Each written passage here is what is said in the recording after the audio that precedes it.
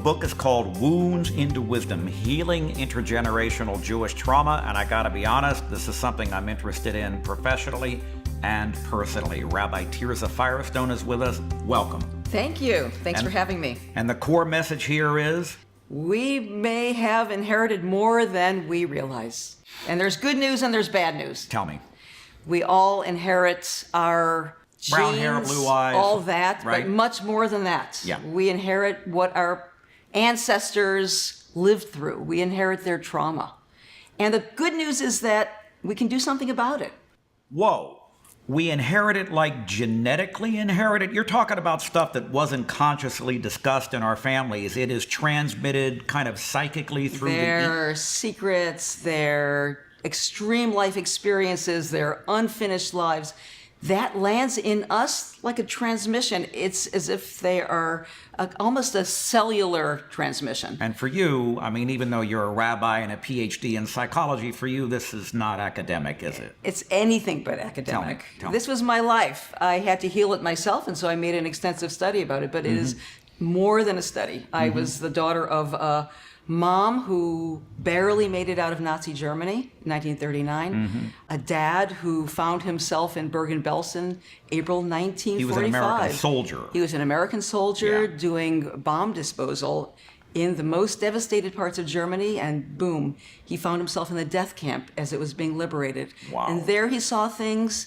Neither my mother nor my father ever spoke of these things.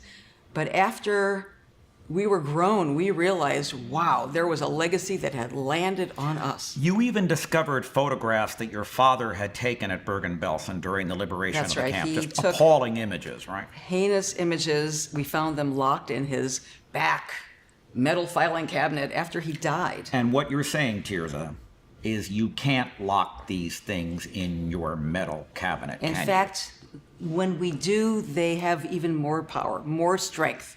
And then we are really needing to see that we have inherited all kinds of anxiety, unsafety in the world, feelings of emotional numbness, all of those PTSD symptoms, they land in us. This book is not only for Jews, it's not only for the kind of trauma that you inherited. I work with people from all over the world. This story comes from a family that emerged from Iran. They escaped after the revolution in 1984. The mom is called, I'll call her Esti. She was fine, but she had a 7-year-old daughter who had this enormous separation anxiety disorder. She couldn't go to school, she couldn't have friends, she couldn't say goodbye to her parents ever, and they tried everything. And she came to me, and she started— The mother came to you. The mother alone, and she unearthed with me in her family tree a grandmother that had been secretly left behind in Tehran, never said goodbye to. And it was a festering, An agonizing decision. secret for 30 years. When she started to face that secret and do the deep mourning work, mysteriously her little girl, her 7-year-old girl, started to heal and started to recover and become carefree and asked to go to school and asked to have play dates. It was crazy. Let me get this straight. Yeah. The mother comes to therapy with you. Right. She discovers that her grandmother had been left behind in Tehran. Exactly. Her 7-year-old daughter, meanwhile, has separation anxiety. That's right. I'm afraid of being left behind like someone else in the family. Exactly. The mother deals with it and the daughter gets better. The daughter didn't even know what was going on in the other part of the house. So these things are like psychically transmitted through the ether. Or believe genetically.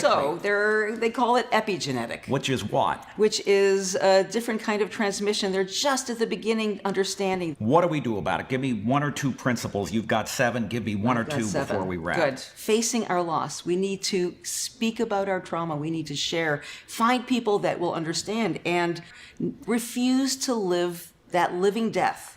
Refuse to be frozen by our trauma transmissions.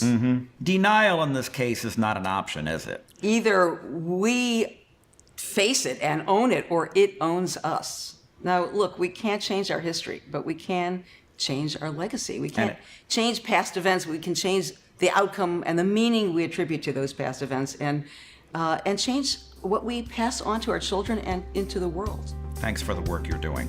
Personally, professionally, I'm grateful.